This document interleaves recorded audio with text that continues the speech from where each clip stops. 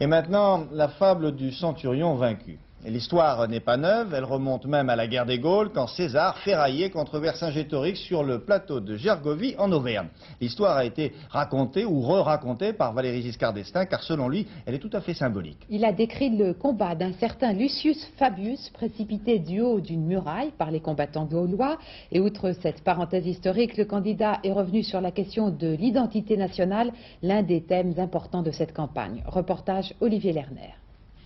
Gergovie, ou la défaite d'un certain Lucius Fabius, centurion de la 8e Légion romaine.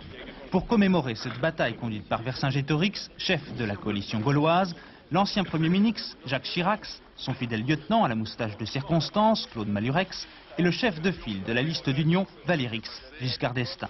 En 58 avant Jésus-Christ, César tentait d'anéantir la révolte gauloise. Le chef Valéry a donné sa version des faits. Il y avait un certain Caius Fabius qui était une sorte de chef d'état-major en fait de César et qui est resté au camp, et qui n'est pas monté. Et il y en avait un autre qui s'appelait L. Fabius et qui était centurion de la 8e Légion.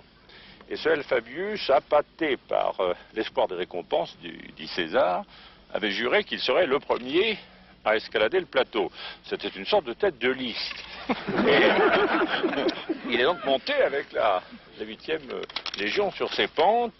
Et le signal de la défaite des Romains, c'est quand nous raconte César, L. Fabius a été enveloppé et jeté par-dessus la muraille. Valéry et Vercingétorix, même combat.